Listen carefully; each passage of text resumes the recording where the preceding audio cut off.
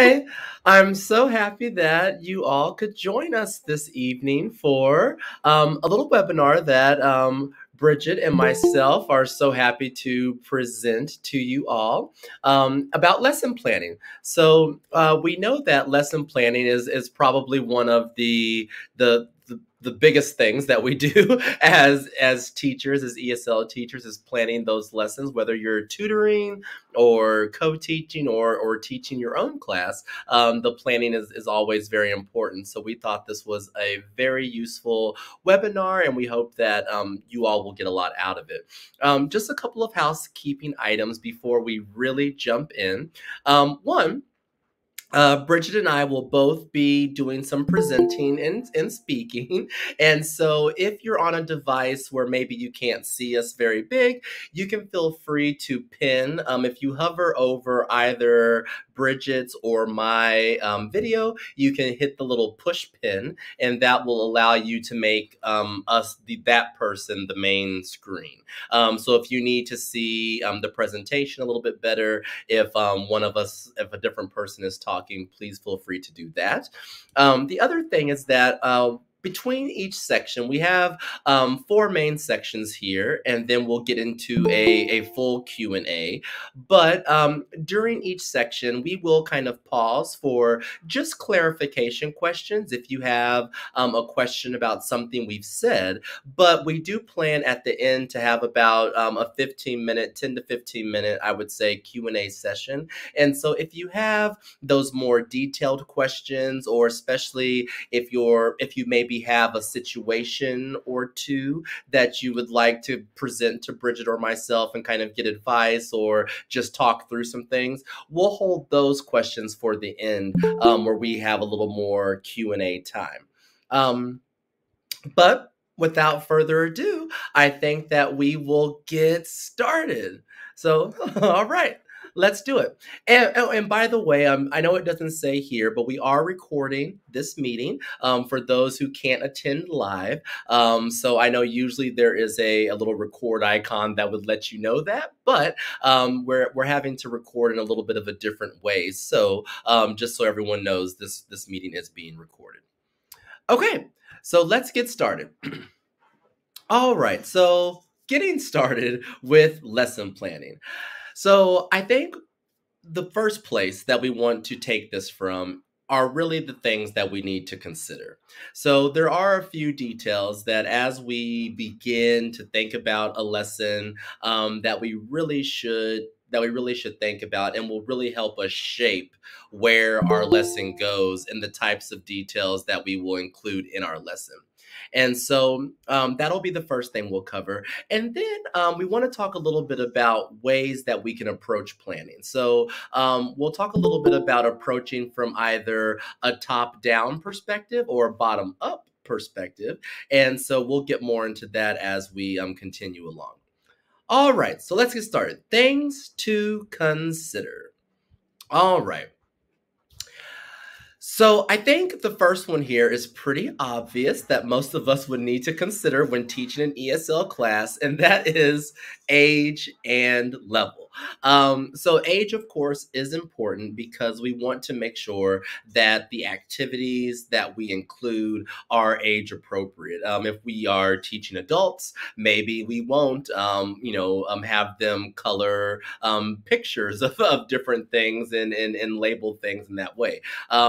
Potentially, if we are teaching children, smaller children especially, we may want activities that are more active, that get them moving, so that we can keep their attention. And so definitely considering the age of your students is important. And then, of course, the level. The level of your students is going to be important because we need to know where we're at with our activities, the types of things that we should include. Of course, if we have a more advanced student, we might pick more difficult reading samples, or even listening activities that maybe the speakers are talking a little faster. Maybe there's a lot of other noises in the background just to kind of really make that real listening environment and things aren't so isolated for more advanced learners. Whereas maybe for more beginners, we might have more isolated audio, slower speaking, and definitely smaller amounts of sound bites or reading material. And so age and level is definitely where we want to start and one of those first considerations. And I know that through other topics, and when we've talked, some of you have been to office hours and ask about leveling and such. Sometimes, especially in the beginning, we may not know exactly the level of our student. That happens quite often, where we may have a first class and we don't know the level of our student, or we may have been told the level of our student, but we all know, I think, if with a little experience, that sometimes leveling can be very subjective. And so sometimes when we hear that a student is a certain level, and we may plan a lesson around that level, and then come to find out in the class that the student may be above or below that initially, what we initially thought was the level. And so we'll talk a little bit more about things we can do if we run into those situations a little bit later. But the leveling is definitely something that we want to consider. But we also know that there's a little bit of an issue with leveling in the sense that it can be subjective. So I always like to make sure that leveling and what the level of my student is something that I consider, but it's not necessarily the end all be all when we are starting to create a lesson. All right. Moving on to our second thing to consider. All right, wonderful. So the second thing here, and we've talked about this a little bit, we're going to talk about it a bit more, is goals or aims of the student. So this can come in a variety of ways. So whether you are tutoring a student or if you have a group of students in a classroom, whatever it may be, you're always going to have that goal. And of course, our big goal is to learn English, to focus on English. But where are we at breaking that down? What's the goal of this specific lesson or a specific activity? So something to kind of consider as you're going into lesson planning is that bigger picture for the overall lesson, but also in each activity, what you're trying to do. So you sort of can shape these by talking with a classroom teacher or another adult, parent, caregiver, whoever it might be on the other end, or the student themselves of what do they want to learn, what's motivating them, why are they learning English, where are they at, and sort of going about it from there. There could be a textbook that might guide you in sort of these things, even if it's grammatically or even just subject matter, what to pinpoint and break down. And then also kind of going back to those 4 areas that we learned about in our TOEFL course: speaking, listening, reading, and writing. So also kind of taking those and putting them into your activities and saying, okay, how can I enhance these skills? What can I do to take the content and take these overall goals and match them with one of those 4 areas: listening, reading, writing, and speaking, and sort of matching them together to really bring out what's going to help the students the most. That's awesome. And now, so another one that we want to mention for sure is, are we going to be teaching one or many classes? Now, this is something that we don't often think about, I think, but it's something that I have found very valuable when I am planning a lesson plan. So sometimes we may be tasked with teaching a single class where we know that maybe it's a special program, or maybe we've been invited to teach a particular lesson topic. This may happen especially for cultural lessons where you might teach just one topic and be done. Or maybe we are potentially teaching for an entire semester where we're going to have the same class and the same students over a period of time. The reason why this is important to consider in your lesson planning is because it really can help you know how in depth into one topic you want to go, and also when you're in the lesson and when you're thinking of activities, you can also plan for, well, we can start with maybe doing a little bit of reading and writing in this lesson, and I know that next lesson I will follow this up with the speaking and more of the listening side of things. Whereas if we know that we're only teaching one class, then we may want to either try to mix it up a little bit more and get more of those skills involved in just that one lesson, or we may choose to focus on one skill that we know, going back to those goals and aims of our students, that they really want to work on. And so this is why knowing whether one or many classes can be very important. Also, I think that it has helped me knowing this because in our TEFL courses, one of the standard kind of ways that we build lesson plans is typically through our, our PPP, our presentation, practice, and production. If I know that I'm going to have a group of students or a class for many classes, then I may, in a lesson plan, focus more on presentation and practice in one lesson plan and follow that up next time with a lot more production on that same topic. And so I know that typically in our courses, we're taught that each lesson you kind of want to go through that PPP. But if I know I'm going to have the same students a second time that week or maybe the following week, then I can have a little more liberty with how much time I spend in each of those phases. And maybe I can save, especially like a production, for a following class.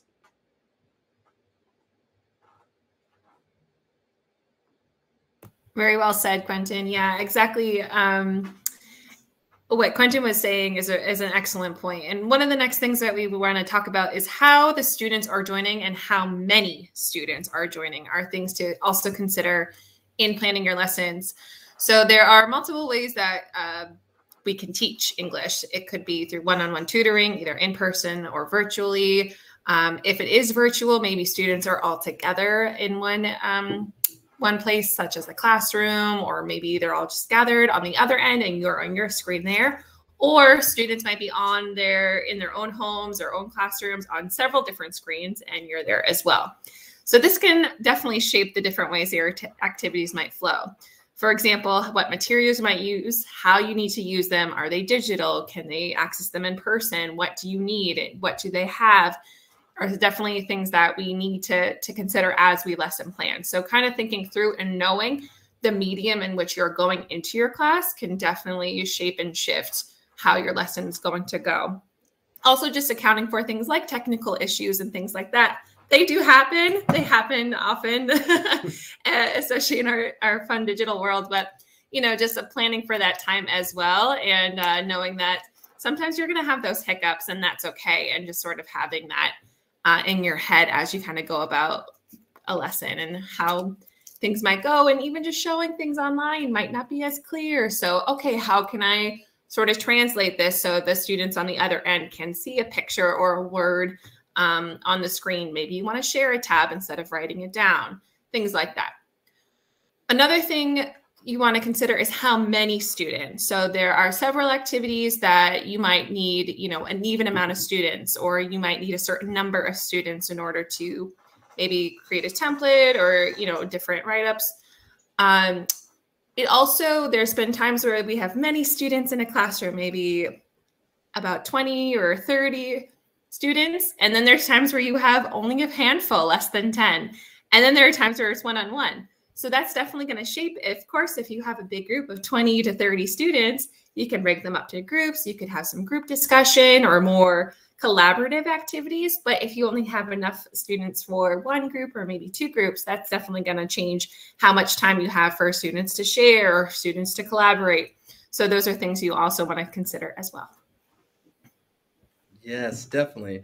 Thank you, Bridget. And now we will go into a little bit of two different perspectives that we can have when lesson planning. So either taking a top-down or a bottom-up perspective. So we'll start with the top-down. All right, wonderful. So top down, so starting from the beginning of the lesson and working your way down to the bottom at the end of the lesson. So starting at that warm-up phase and going into presentation, practice, and production. So this is the steps we sort of hear about a little bit in our TOEFL course with ITA. So this is the way that I typically have planned my lessons. And, I start at the very beginning. I think, okay, how are we going to begin this? What's going to sort of shape this lesson as we first enter our space of learning? And how are we going to sort of enter it, and how are we going to walk towards that, those transition times of into presentation, into practice and production. And we'll talk more about time management later, but also thinking about those factors, about those things as, okay, maybe you have a wonderful, awesome idea for something as a warm up, and just sort of thinking, okay, how am I going to take this and how I'm going to translate into the next thing?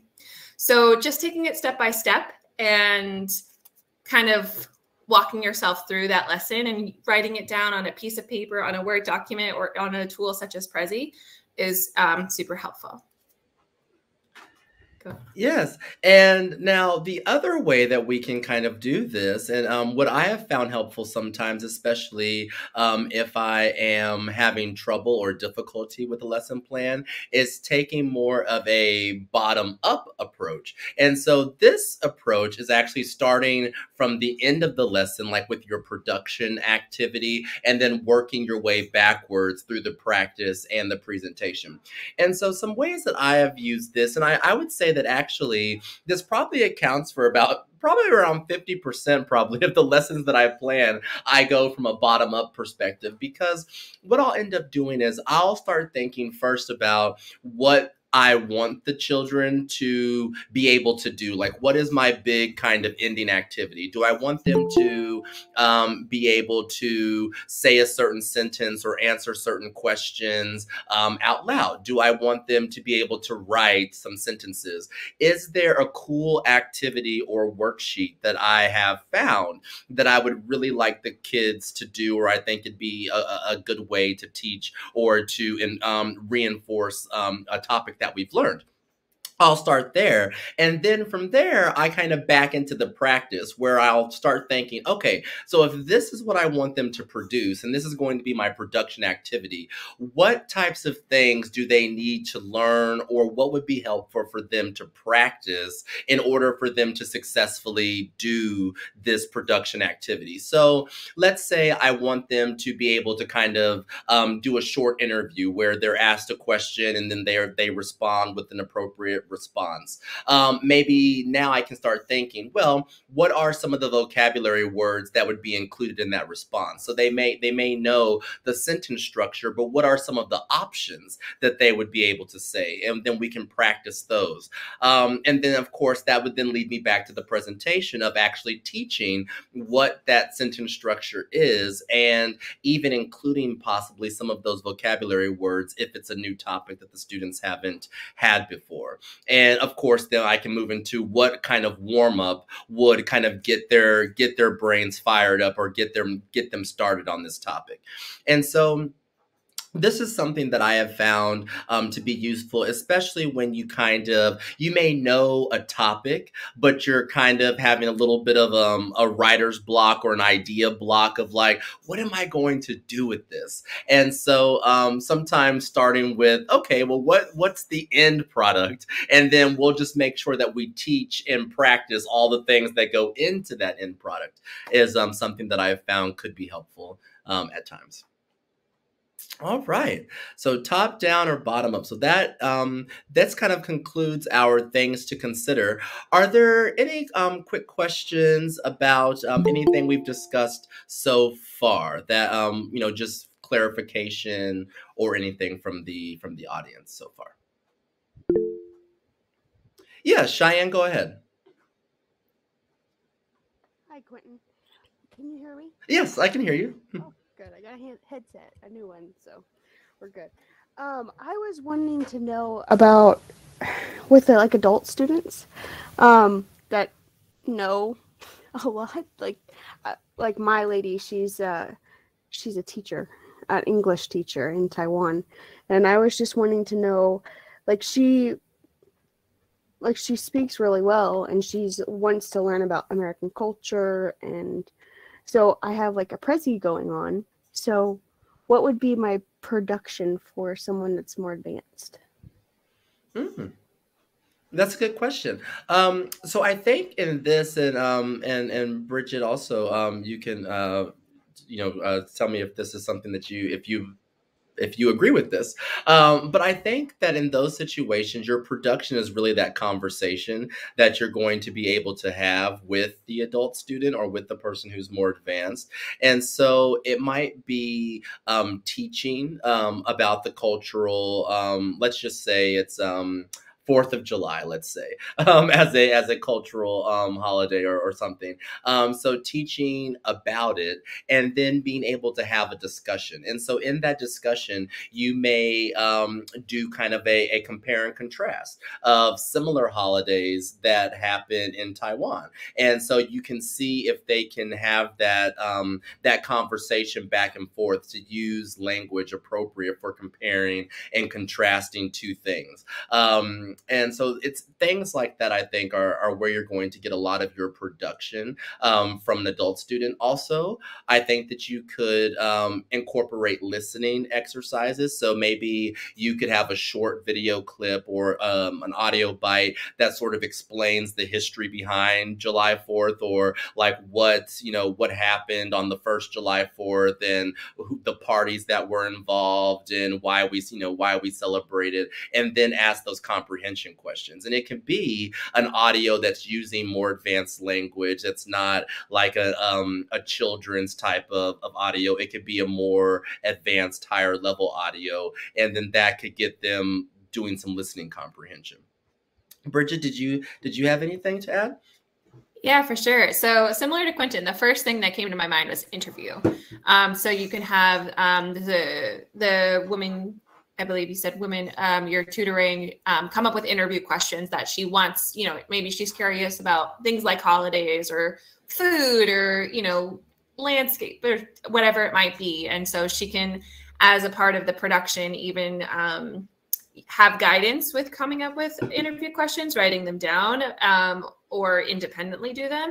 And then also interview you, or maybe interview someone else, and that will kind of tie in with that listening, her receiving and understanding, and kind of having the opportunity to come up with follow-up questions on the spot instead of the prepped one she had ahead of time. Say, if she was like, oh, 4th of July. Okay, great. She asked about that. Maybe she thinks, oh, food, what do people eat? And maybe she didn't prepare that question, but it gives her the opportunity to have that sort of more conversation flow, spontaneous way of speaking. Another thing that came to my head is using the Relia.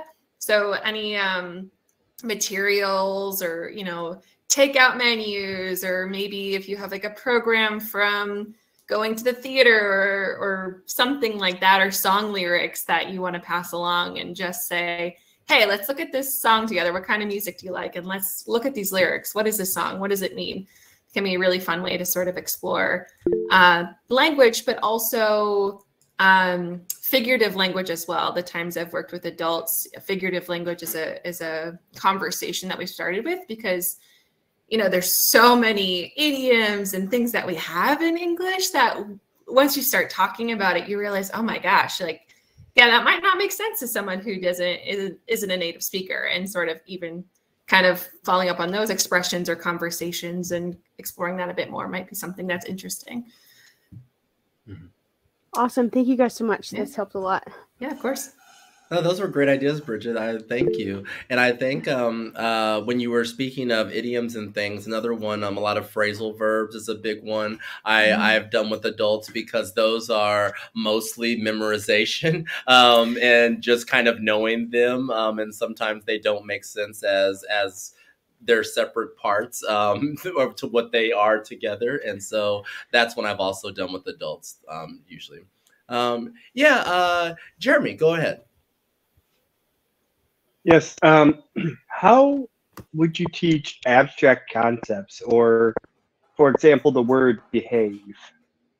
How would you convey that without a translator?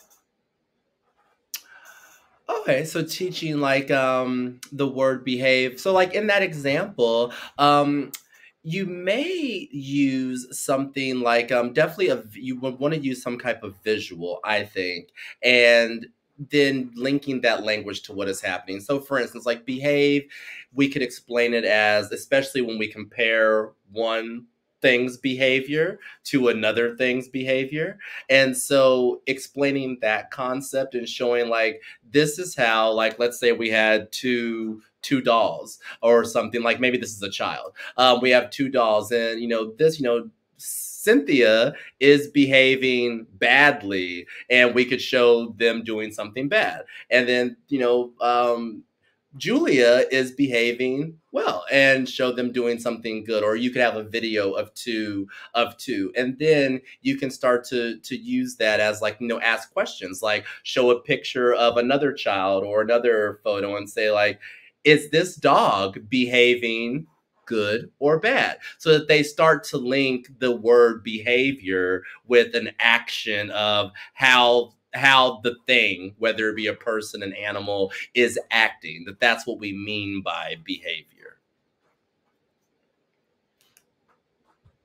Yeah, absolutely. I would agree 100% with what Quentin just said. Putting visuals and associations, especially with abstract language and words like behave or behavior, is a huge starting off point to kind of build that association and be like, all right, this is, we were talking about habits recently and in some lessons that, at the beginning of this year, and kind of breaking down habits. Okay, what's a good habit versus a bad habit? And what does that look like? And having visuals of, having a clean room versus having a messy room, or, eating junk food versus eating healthy. And what does that look like? And sort of having that visual of something concrete that it can be tied to, and then kind of building on it from there. So I 100% echo Quentin was saying. And if you only have like a couple minutes to explain it, what might you do then? Well, I think that sometimes you may just like, if you don't have enough time to explain something that takes more time, then you may just put a tab on that or a pin on that for your next lesson. Because there's no shame in saying, oh, that one is going to take, we might have to work a little bit longer on that one, or talk a little bit more about this concept. So let's cover that in our next lesson. And now you've already got material for your next lesson. And so that's what I would do, because rather than rush through it and never come back, I think it would be better to just say, that one's a little bit more complicated. Let's talk about that next time. I'd agree. And it also is kind of going back to one of our earlier sections. I think it also depends on the student, because there might be some students where, depending on their age level or their English level, it might be able to, quickly say, oh, this is a good behavior, this is a bad behavior. And they might catch on and be able to like, okay. And then later you can also go back and explain it. But I, again, agree with Quentin 100%. Most of the time, I would say you probably have to say, it's for another time, or, and just sort of carry on with the lesson in the best way that you can with whatever time you have, and then revisit it and then kind of make those touch points later of reconnecting it. All right, well, let's move on to, we do have another question. Flora, keep that question in mind. We will come back and answer more questions during the Q&A portion of this too. So please don't forget your question. We will get to you, Flora. So next, we just wanted to go through a few of our top resources that Bridget and I use when building lesson plans. I think when I first started teaching ESL, one thing that I always kind of had trouble with was using outside resources, because I just kind of always thought it was sort of like, I guess not cheating, but I think coming from an educational background, you're like, well, don't plagiarize and don't take that worksheet and use it as your own worksheet and things of that nature. But there are so many resources out there that are free and actually like they are out there to be used. And so it was something that I very quickly got over once I started planning a lot of lessons. And so, yes. So here are some. Bridget? All right. Yeah, absolutely. Don't be afraid to look for help, to ask for help. It definitely comes in handy. So one of my favorite resources, and not only creating content, but looking for content too, is wordwall.com. This is a great website where you can, it's really great for vocabulary and just sort of practicing and looking at those words. So wordwall.com, there's so many different, there's a whole world of things on there that there's games, matching games, even like a game that's sort of like Pac-Man is on there.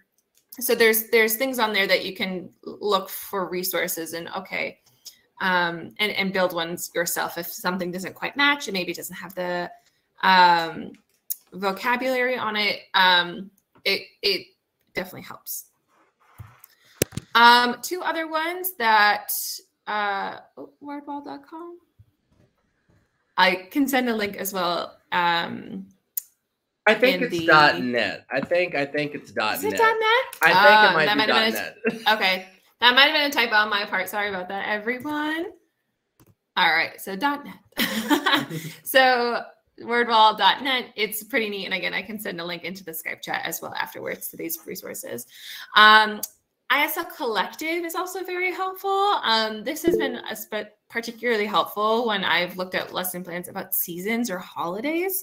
They have a lot of worksheets on there, a lot of fun, different, even articles as well of, little stories or follow-up questions as well. And I think more often than not, I end up Googling specific content related to what my lessons around. So I end up using sites like National Geographic, just Googling it and say, okay, what's my lesson? What am I looking for? And looking it up. And then also just weeding through what is going to be a good resource for your lesson and what might not be. So of course you might not want to just go to, if you're doing a lesson about, let's say like climate or the weather, you might not, you don't want to just go to any website about, some person who just wanted to create this blog about weather or climate and you don't know who they are, and maybe they live in the middle of nowhere and they're typing this stuff. So, because you don't know if it's accurate. And of course we want to teach accurate information. So taking a look at other websites that you are credible, are accurate, and sort of just using your detective skills there to see if, what you're teaching is accurate. So do your fact checking and then also put it into your lessons. And don't forget to cite your sources as well. It's always helpful to kind of have that little, list of helpful resources for yourself, but also so that you can have them to kind of look back at later and give them credit. Quentin?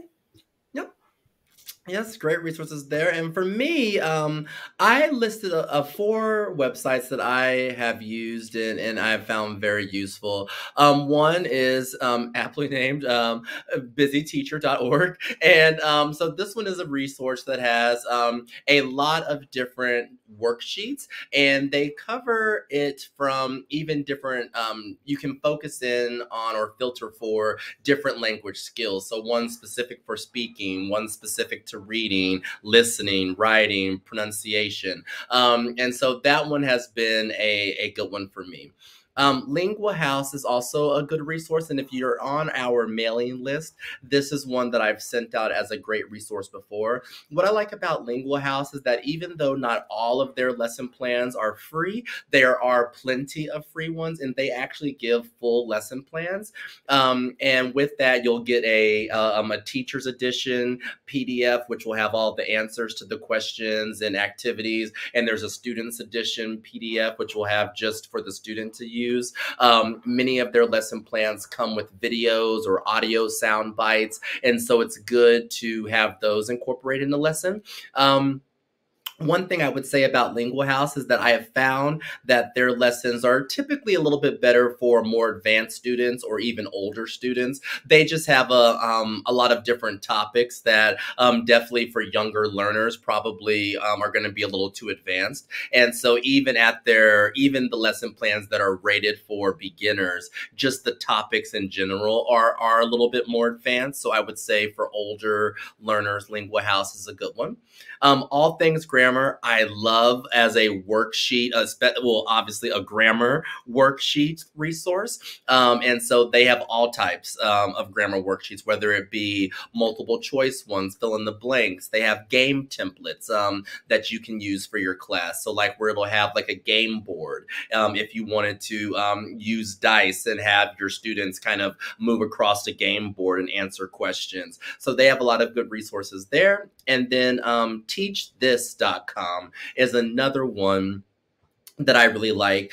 Similar to Lingual House, not every resource is free on Teach This, but plenty of them are. And again, you can sort and filter by a lot of different categories. And it's been one that I've used several times as well. And I think on here, we really didn't touch on it, but similar to what Bridget said about searching Google, YouTube is also a very great resource that I search a lot for different things. You would be amazed at how many videos are out there that will do either quizzes, the kind of word for vocabulary that will show, the hidden picture ones are good. There's a lot of different activities on YouTube meant for the classroom. And so that's also somewhere that I definitely do searches for activities on YouTube. Definitely. All right. So that's just a few of the resources that we like to use when lesson planning. Of course, during the Q&A, you may have some questions about some of those resources or ones that may be specific for something you're looking at. But let's get into now getting stuck. So a lot of times, this may be probably the major part of why many of you came tonight is because you might be thinking about a lesson planner. You've been assigned to teach a particular topic and you just get stuck. You don't have an idea of what you should do. You can't think of a good practice activity or a good production activity. You're just kind of stuck. And so what do we do? So I think first off, which we've mentioned before, Google and YouTube searches really are good. So even if you don't necessarily use a worksheet or a resource in that way with your students, you can get ideas from doing Google searches. Other teachers may have posted a lesson that they did or an idea for a lesson. Even on sites like I don't use Pinterest personally, but when you search for different ideas, there are a lot of different lesson plan or lesson and activity ideas on Pinterest. So that's another resource that I've seen a lot of things on, and these can just help get your juices flowing, get ideas sparked. Even if you don't use their materials, it at least gives you an ideas of ways that you can present information. A lot of times off of Google, I will find for instance, for presentations, I will find charts or nice word trees that show how different grammar points work or how the breakdown of the different parts of a sentence or parts of a particular tense work. And so even getting like little screen clips of those and putting them into your lesson will help as visuals.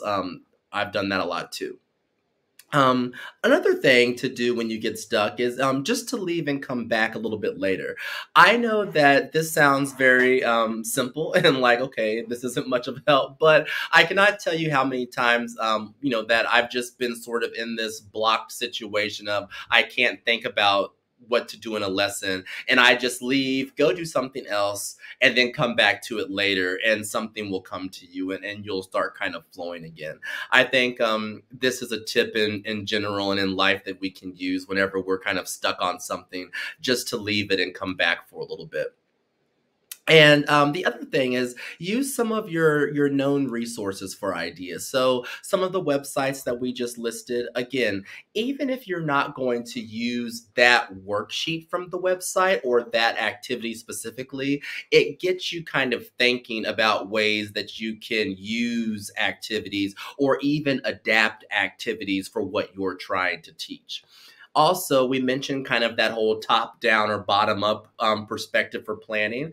Well, maybe if you're doing a top down, maybe instead, maybe if you get stuck, look for the production activity. Search for worksheets or activities that the students can do related to your topic, and then try to build back from that. So that's another way that you can help yourself get unstuck and to get ideas.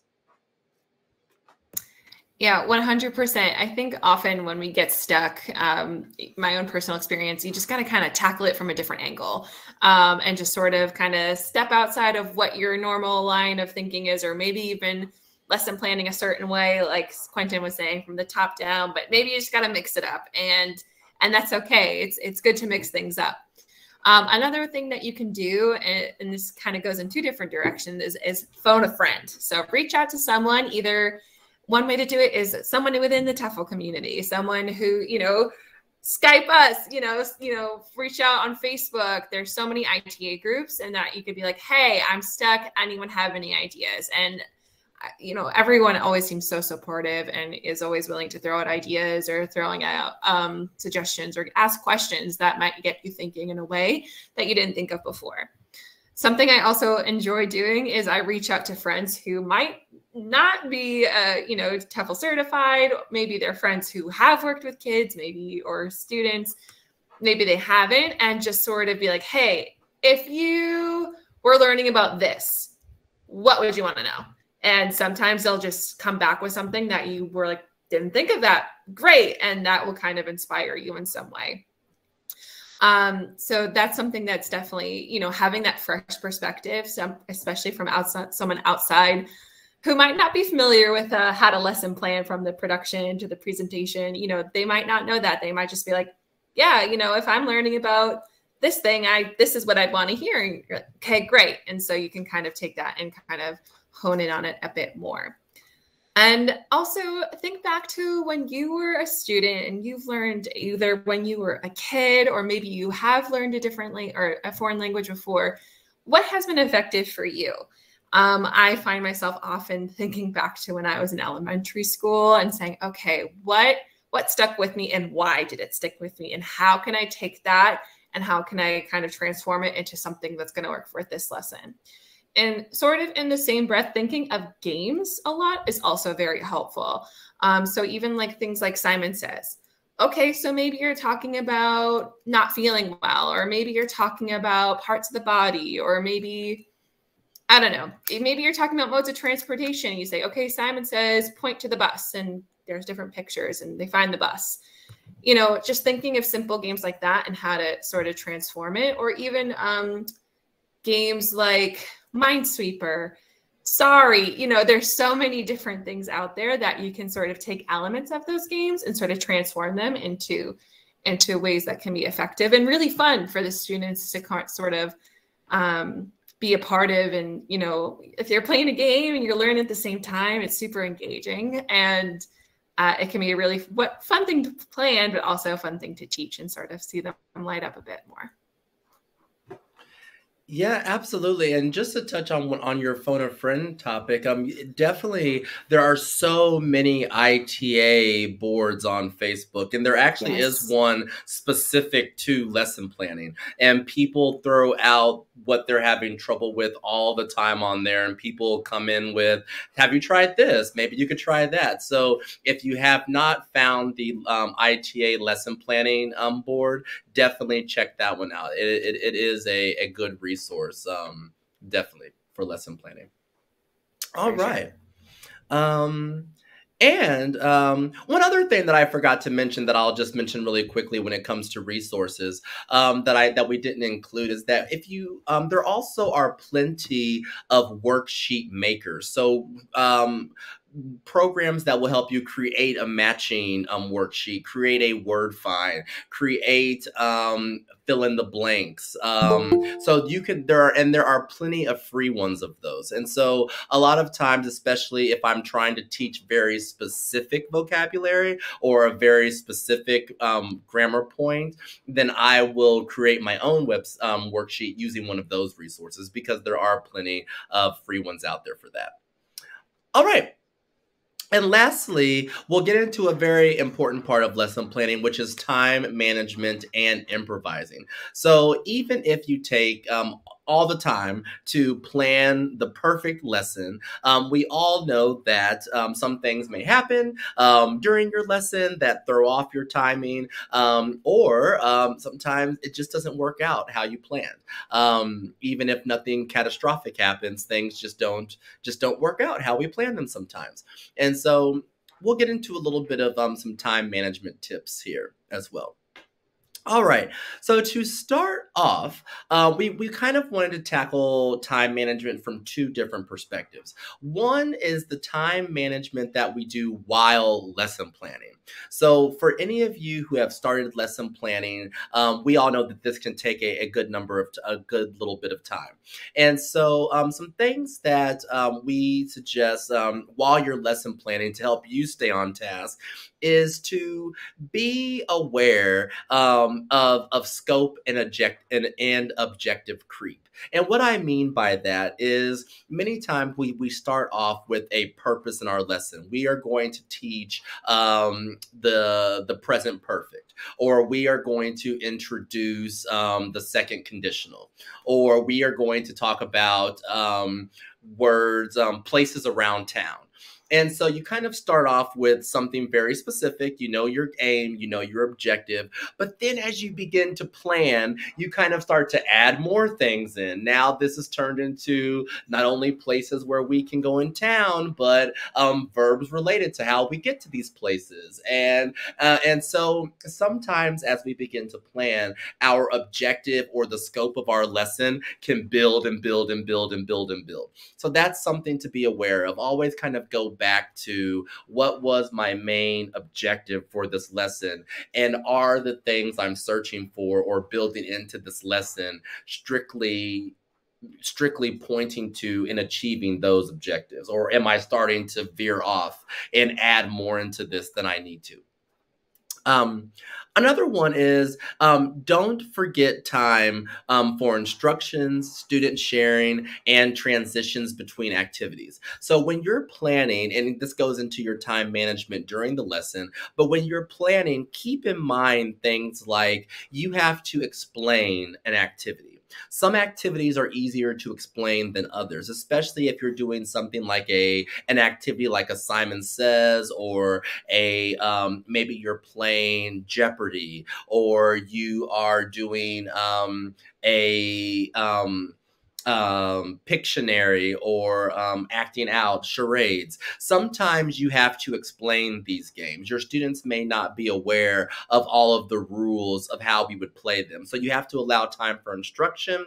If you're doing activities where the students need to share something, maybe they've written a few sentences or written a response to a question you've asked, and you want your students to share. Well, that takes time, and especially more time since the students are new language learners. So it's going to take a little more time for them to share. And then also, if you have maybe 5 or 6 students who will all be sharing, one student has to share, go back to their desk, another student has to stand up, come to the front. This all takes time and should be something to consider in your planning.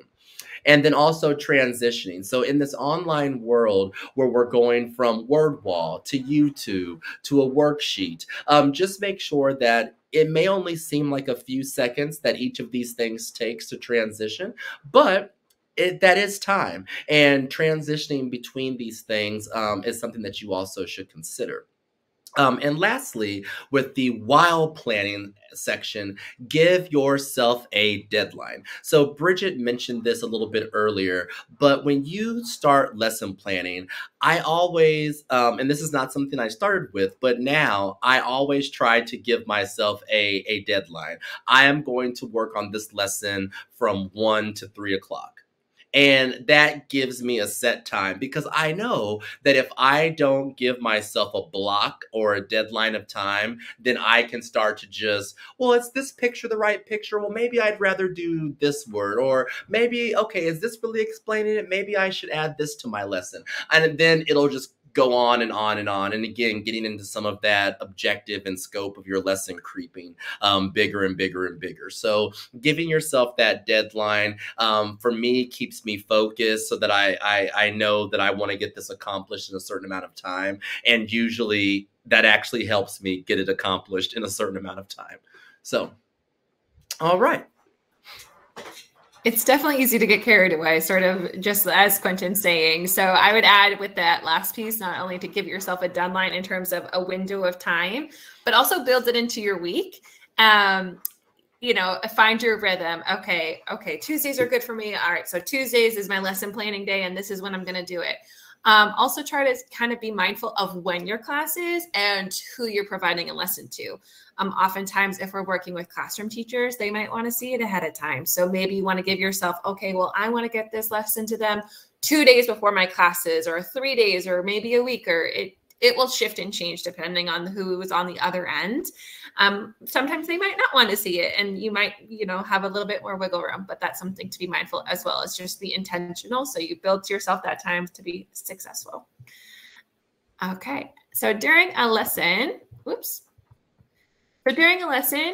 so have an idea of the activities that you're really wanting to focus on. So maybe for a specific lesson, you're like, I really want to make sure that I can present this information and that we can practice it some. And maybe the next time you're like, I really want to get to this production, so we can take those things that we learned about the previous class to present in, and they can really focus on the production. And we want to spend a bulk of the time on this production. So kind of have that in mind, so that way you can sort of be mindful either at the beginning of the class or the end of the class. So sort of either transition more quickly into something, or have that bulk of time and kind of give yourself that little wiggle room at the end for any questions, or, you know, students who need to meet their needs and what they're learning. So another thing is to sort of anticipate what might be going on. So I always wear my watch. So you kind of want to just keep an eye on the time that way. It can be so easy, especially in our digital world, to sort of get so soaked into the lesson and this back and forth. So you really want to keep an eye on your lesson planning and what you're teaching, and making sure that what you plan for is matching what you're doing. And it's okay to have a little wiggle room there. It's okay if it's not exactly 10 minutes, exactly 20 minutes. It's okay to sort of having that, but also building in these problematic things. Like we said, technical issues, transition times. Maybe you have a YouTube video and an ad pops up and you did not plan for that to happen. What do? So you can pivot in a little bit of ways. And maybe while that ad runs, maybe you ask another question. So having those sort of ways that you can pivot and design your time to kind of maximize it. Yeah, and I think I've had it's come up in classes before where, and we'll get to the improvising section, which we can transition over, but some of these during lesson things are helpful when improvising, because I've definitely had those lessons where maybe I have an activity and the activity really isn't going well, or isn't going the way I expected. This could be for a lot of different reasons. Maybe it's my fault where I didn't do enough presentation or enough practice to make the students to kind of get that knowledge in the student's head, so then the activity doesn't work very well. But when these things happen, and if you're mindful of some of those things in the previous slide about, okay, what areas do I think this one might be a little difficult? I'm kind of already thinking this activity might be difficult. Then it kind of helps you kind of prepare and not be caught off guard when you need to do a little bit of the improvising. So improvising is something that we all, I think, need to be prepared and ready to do as teachers. Our lesson plan is just that, a plan. And just like in the rest of our planning in life, things don't always go according to plan. And so we have to be willing to adapt and know that that it's okay if things don't happen exactly as we plan. And that is not a failure in every circumstance. Sometimes things not going as planned could actually have been the best thing to happen for a lesson. So some of those examples could be, for instance, an activity is proving to be interesting or students really like it. Or the vice versa. So in the example I just talked about, it was sort of the vice versa. Maybe the students weren't into it. It wasn't working. And so maybe instead of going through all 10 questions, you're just going to go through 5 questions and move on to something else. That's a way of improvising. Or vice versa. If you're really having a good time, like you have one of those activities and the students are just really into it and really enjoying it, maybe you continue it on and continue with some other extensions, asking more questions, adding on to that activity to really keep the students engaged, even though that's taking a little bit longer than maybe your initial plan said. Also, you find another reason why you may need to improvise is that you find that you need to spend more or less time on a topic than you accounted for. This goes back to just knowing and kind of recognizing the needs of your students at the time of your class. You know, we've all had those lessons where you start to teach something that you think is going to be very smooth, and you can just tell it's not quite clicking for your students. So this might be a perfect opportunity to spend more time in that presentation and practice areas, even though you don't quite get to your production activities. That's okay, you know? Yes, absolutely.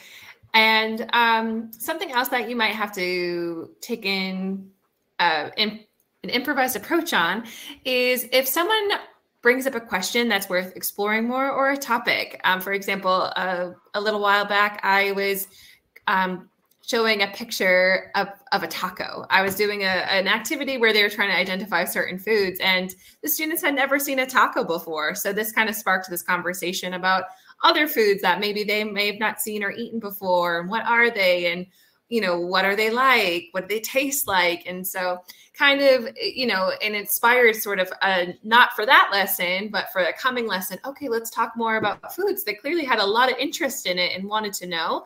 So there might be areas where, you know, it's okay to kind of dig in deeper and to kind of look at something a little bit more, because you can sense and feel that excitement that comes along with a question. Or maybe it's a question about something with grammar that you may have assumed that they knew, and then it turns out maybe they didn't. And so it's really worthwhile to sort of dig in and explore those pieces a little bit more, so that, you know, in the long run, what you're teaching and what you're giving in your lesson sort of clicks in the overall picture. And the last one, this happens to me quite often. I'm not sure about you, Quentin, but you're inspired mid-lesson or right before the lesson, after you've sort of done your planning and it's ready to go, you have an idea and you're just, oh my gosh, this would be so perfect to add. And, you know, usually these ideas aren't, you know, tremendously big. Maybe it's just a question that you might have that you can say, I can ask this, and this is a great addition to this lesson. Or maybe it's an activity that might just take up a bit of time, like Simon says, or I Spy, or things like that, that you say, oh, okay, this is really going to sort of enhance this lesson. It happened to me recently, actually, with I Spy. I said, oh, man, this would be great to have in this lesson. Let's put this in here. And it worked out wonderfully. So sometimes you have those ideas, and it's a great way to sort of incorporate them. The one thing you want to be mindful of, though, with that in particular is sort of doing a quick assessment as to, okay, is this an appropriate thing to do right now, or should I wait for another time to do this? And, you know, this sort of goes back to if it's a multiple class or just a one-time class. And if it's a one-time class, okay, maybe you take that information and say, okay, this is a great idea to put into this lesson for the next time I teach this class, even if it's not with the same students. Maybe you try to scale it down to sort of fit in sort of a smaller size activity of that thing you're inspired with. Or if it's a multiple class thing, maybe you take that idea and you're able to sort of add it in and then build on it for one of the coming classes as well. Absolutely. And to that point, just make sure also that, and for all of you new ESL teachers, start, if you're not already, start saving all of your lesson plans. I have also used that because you have no idea how many times you will teach the same type of lesson. And so sometimes you can go back and look at previous lesson plans. Sometimes I'll be thinking, I can't even remember, like, oh, I know I did a really good activity that I was teaching. You know, I was teaching something past tense and I had a really good activity. So I can go back and search for them and bring up things that I've done in the past. So definitely having a good filing system and labeling system for your lesson plans. I used to just label them by dates. Now I label them by topic of what was taught in the lesson plan so that they're a little bit easier to search. And so, yes, definitely doing that will help out. I would agree 100%. I also used to start out with dates and I would categorize them by month, but now I definitely kind of do, just as Quentin said, by topic, because I've done the same thing. I couldn't tell you how many times where I said, oh, what was that activity? And can I apply it to this? Or, oh, what was that topic? And when did I teach that? You know, so yeah, definitely having a way that you can organize it that works for you and makes sense to your brain, that you can go back and find it. Definitely a good thing to do. Yeah, absolutely. And I know that we are at the 8:30 mark, and but I do still want to do Q&A, even though I know we're running a little bit over. So I know that there was a question before. Flora, I believe that you had a question, and so please, you are free to ask that. Flora, if you still have that question. Okay, yeah, go ahead, Flora. So this is coming from a perspective of a person who never taught or tutored before, and then considering throughout so far, I've never actually been experienced having being tutored myself. So considering what we learned through ITA so far, in terms of actually lesson planning for tutoring, like one-on-one or like small group of people, I'm assuming that in terms of activities themselves, they have to be based on like consider using small activities or exercises. But I guess my question here regarding tutoring is that when lesson planning for this kind of area, would the PPP lesson plan be still a valid way to do so? Yeah, I think, and so you're asking, is the PPP kind of lesson planning still a valid way to go into tutoring? As like a general guideline, for since I'm kind of still new to this whole thing, so it's kind of wondering. Yeah, I definitely think so. I think, one thing about the PPP method is that I think that it just makes sense of how people generally will learn. First we have to be shown the material and shown how the material works. Then we start with some practice where we kind of start to build our knowledge and start to use some of that new material, but in a guided way. And then finally, we kind of take the training wheels off and try to see if we can produce it ourselves without as much assistance. So I think that the PPP kind of format just helps kind of logically lead someone along a path of learning. And so I think it's applicable both in tutoring and in a large class environment. Okay. So let's say, for example, like if the time period was like between like 30 minutes or 15 minutes, I'm guessing compared to the like entire full lesson plan we've been doing so far, like we've been parsing out the number of activities based on different tutoring sessions, right? Yeah. So you mean, sorry, just so I make sure I understand your question. So just timing wise, how long you kind of spend in each of these sections? Yeah, pretty much. Yeah, I think it definitely is going to vary, and it's going to vary on the topics that you're teaching, the level of your student. But again, I think for all ESL across the board, whether it's tutoring or classroom, we do try to minimize our own talk time. The more that we can get the students involved in an activity or whatever they may be doing, whether it's discussion, listening, just getting them involved in the activity is better than us lecturing. And so I tend to try to make the presentation the shorter of the parts of the lesson, and then do more practice and more production. And so again, if it's a difficult concept, because sometimes if you're teaching a more advanced student, you could come across some more difficult grammar concepts. But again,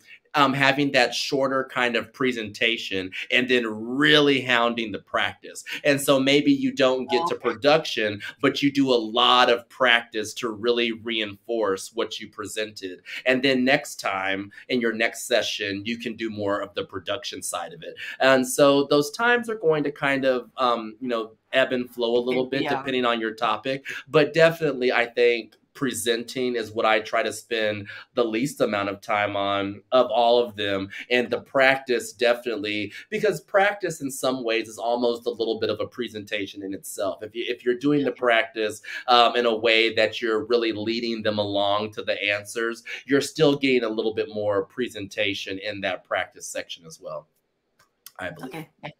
Thank you. Mm-hmm. Jason, it looks like you have a question. Hi, guys. Thanks so much for doing this. I was curious about the first time that you meet with somebody, if you guys have any more like general tips and tricks for like the very first session. I know you said, Quentin, in the orientation that it should be a little more conversation based rather than teaching them something, but I wonder if there's any other things you like to hit in your first session with somebody. Is this for tutoring, Jason? Yes, it is. Yeah. All right, wonderful. I'd say, I think having a conversation and just sort of getting to know them is a good approach. And one thing you could do ahead of time is sort of ask them, just say, hey, anything you want to share about yourself? And then, for example, maybe they're really interested in music. So that way you can say, okay, well, maybe you kind of explore music a little bit more and maybe you don't dive into some other areas, or maybe they are interested in sharing about their own culture or learning about, your culture and sort of those pieces as well. So you can sort of get a sense of what they like, who they are, what they're interested, why they want to learn English, and sort of kind of take it a little bit of a step further and start having those conversations. So sort of extend the learning opportunity there. Yeah, and I completely agree with Bridget. If you can get a little bit of that information before, that's helpful. The other thing that especially you can do this with adults or child learners, but you just have to kind of make sure that the topic is appropriate for the age level. But current events are also something that I tend to be a go-to for me in those initial sessions, because it also allows you to help assess sort of their language skills. Again, we mentioned how leveling can be so subjective to what they think their level is, or what you've been told their level is, to what you actually find out it is when you have your first lesson. And so current events is something that I go to, and you can be mindful of which current events you talk about so that you're culturally aware of different things. Just, the same thing goes in different places about, topics that are more controversial. So I would, stay away from those maybe in the news. But just to be able to talk about something that's current. And I think that those are always very useful conversations as well, when they're using English, to be able to talk about current things. I also say favorite stories as well, kind of going off of Quentin's. I'm a big fan of stories, literature, and stories and storytelling can be such a powerful tool. So even just going back to like maybe a favorite fairy tale, or like an article that's maybe a bit more story-like, just kind of take a look at that and sort of begin to digest that together and ask questions about it. Oh, what do you think about this? Or can you give a summary of it? And sort of kind of exploring it. But from there can also take the little bit of a nervousness off, I think, the student as well. That might be something, especially if if they're shy, or, they're kind of feeling it out a little bit. And it might also be helpful for them to kind of take a different step to the side and focus on something like a current event or a story, instead of answering questions about themselves that they might be a little bit more nervous about. Mm-hmm. And Jeremy did put a few things in. Yes. Okay. And Jeremy did put a few things in the chat too, which I thought were good. Just definitely recommend having something to teach as a backup. I think definitely, and that's, I always say, being over prepared for a lesson is better than under prepared. And so even though I think when you go into that first tutoring topic, I would say your goal is not to teach something. Like, I don't usually go into a first meeting with like, I'm going to teach the present perfect today, as my grammar topic. I don't really go into it in that sense. But if you have some of these activities, like Bridget was saying, like maybe a story and digesting that, doing some comprehension, maybe a current events article or something of that nature where you can have questions and talk about it. Having something prepared so that you're not just, hi, how are you? And we're just going to start trying to talk now and see how this goes. Right. That's definitely more difficult. So having things lined up to kind of keep the conversation rolling, I think, is something that we should definitely do in preparation. And also, yes, being prepared for times when your student will not understand you. Again, this is one of the joys of being a language as a second language teacher. Especially if we have beginner level students. They may not understand all of our directions. They may not understand all of our words, but this is when using your TPR, both directional and instructional TPR, using definitely simplifying your language, slowing your speech. One thing that I always say is if you think that you're speaking slowly and putting enough space in between sentences, speak even slower than that for your beginner students, because whenever we think about speaking slowly, it's from the mindset of a native speaker. And so what is speaking slow to us is probably still not slow enough for a beginner level student. And so that's also something to consider and really thinking about. Bridget, anything?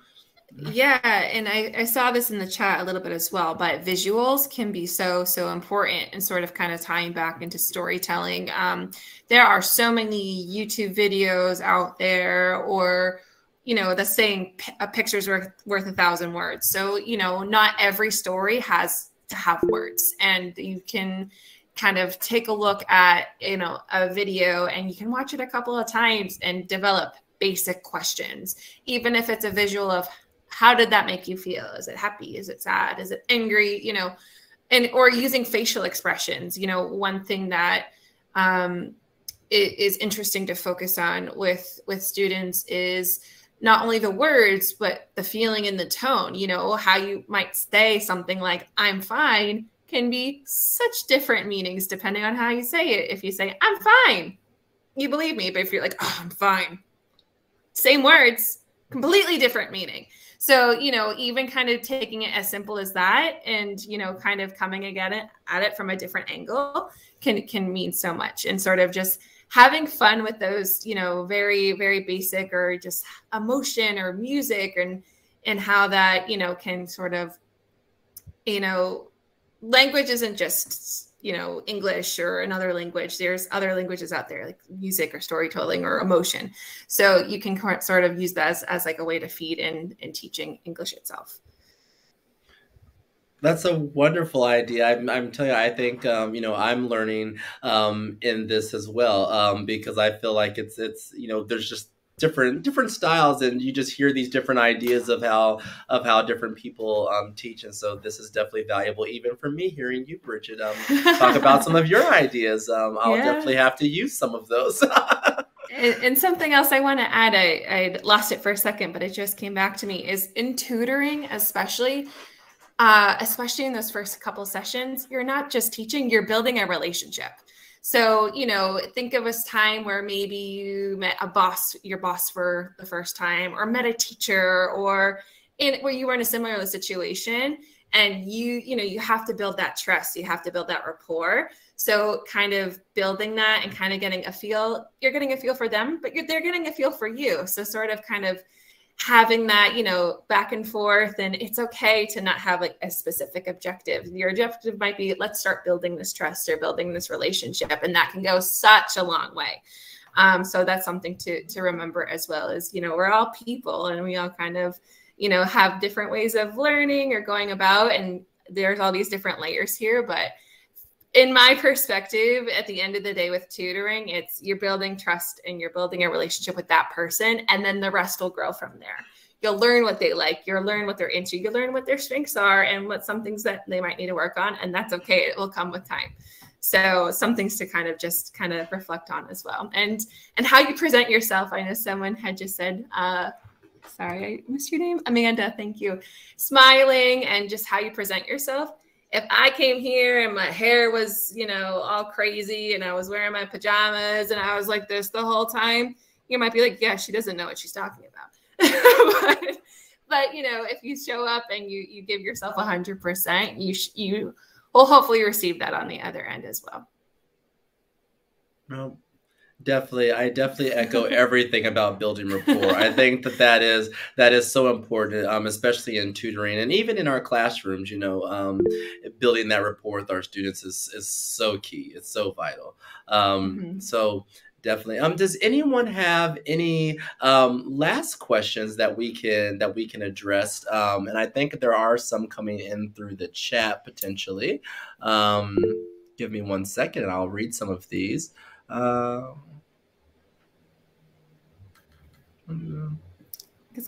yeah.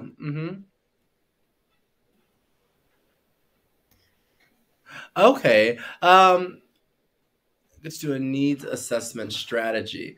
So a needs assessment. So Daryl asked, you know, in those first experiences and the get to know you, you thought it would be a good idea to take notes of some of the mistakes the students making while they're talking, but you know, sometimes it's a little intense and you may not catch every mistake. First off, Daryl, I think that in any of these situations, in any of your tutoring sessions, we're always trying to do a little bit of error correction. But especially for our beginner students, if they're making a lot of errors, you may not catch 100% of every single thing they did wrong. But the goal is improvement over time, not improvement overnight. So even if you catch just, you know, a few repeated mistakes or a few things that you keep hearing them say or do, making note of just those things as topics that you can build into your next lessons. And then you'll still hear some of those other mistakes and you'll continue to tackle those as you continue to hear them. But I wouldn't feel like you needed to, you know, catch every single mistake that is made. Try to definitely catch some so that you are helping the student get better. And as far as a needs assessment strategy, I have used an edited version of a needs assessment that was provided as like a resource through the ITA for one of my private tutoring students. I've used something like that. And I thought that it was helpful because they were an older student, so they were able to kind of tell me what their needs were and what they wanted to learn. I don't think this strategy always works for children who may just be taking your lessons because their parents want them to be better at English. And so maybe the parents are who you would be doing the needs assessment with, or at least trying to figure out what they feel their child needs, and then you do your own sort of needs assessment as you work with the child. So that's kind of my idea on official needs assessments. I haven't used them as often in tutoring, but not that there's not value for them. Yeah. Bridget, do you use anything like that, like a needs assessment, anything official? I don't actually. My experience with tutoring is a lot more limited as my experience to classroom teaching. But even in my tutoring, I haven't done anything as specific. You know, I think this process, you know, it can be as formal as you want it to be, but it doesn't need to be, you know, a super formal process. I think taking notes, it doesn't have to be every single thing, but just sort of the overall, like, okay, maybe we need to work on like tenses more, or maybe, you know, we need to work on writing a bit more, you know, whatever it might be. I think it's a good way to sort of do that. But I think it might be more of a case by case that would, but also would echo 100% again what Quentin said as well. But I don't think, you know, don't worry too much about catching every single mistake, you know. And I think, you know, and Quentin mentioned this as well, like in the moment, you know, if, you know, help correcting speaking, you know, as it goes, or when you say, oh, you know, you said this, say it this way, and sort of practicing that from there is a good way to also to address the mistakes. But in terms of recording them, I wouldn't stress too much about it in the moment. Yeah, and I've definitely used the perspective of in that first lesson, doing a lot more listening and not doing as much spot correction. And I do take a few notes about different things that I'm hearing, but I kind of let the student just talk and kind of do what they know how to do. And then I can kind of like sort of toward the end of our first session, I can say, well, here are some things as we were talking that I noticed that I want to kind of work on, but it doesn't have to be a list of, okay, well, here are the 20 things that I wrote down that you did not say correctly. Not like that. Yeah. And that can be also a little overwhelming for your student as well. Yeah, I think this also can kind of, to your point, Quentin, kind of go into that relationship building as well, and sort of kind of letting that rapport build and flow. And then I think approaching it at the end and saying, okay, it's not like, you know, I think we can also work on listening, or we can work on this. And, you know, having that sort of flow and conversation is helpful. Yeah, it lets them know, I think, that you are being a teacher and you're spotting these things and knowing that something's wrong, but that it's something that you're going to work on, you know, definitely. Okay. I know a cat had raised their hand a bit ago, but you may have taken it down, Kat. I don't know if we would answer your question. I know Jeremy just raised. Someone said that was my question. Okay. Any wonderful advice for breaking a student's bad habits, though? So breaking a student's bad habits, one thing that I've used is, especially for pronunciation or grammar mistakes, if they're making the same ones over and over, you know, I will let them know. First, I'll start with spot correction. So I'll start stopping them whenever they make the mistake. And usually I will tell them. So I will tell them, like, you know, Bridget, we are going to work on making sure that your subject and your verb matches, because sometimes you're not using the right verb with your subject. And so, you know, when you make those mistakes, I'm going to stop you, and then we'll see what the correct one is. So that's what I'll start with. And then after spot correcting them a few times, just to kind of get it in their mind that they're making the mistakes, I will even use some type of like flagging system. Like, say we just use like this eraser, and I'll just tell my student, okay, from now on, whenever you make a mistake or you incorrectly don't have a subject-verb agreement, I'm just going to put up my little signal. And so this is a way that you don't have to stop their conversation, or you don't have to break their train of thought, but it still lets them know that they did the bad thing. And so sometimes just getting them aware that they're doing it can help try to stop the bad habit.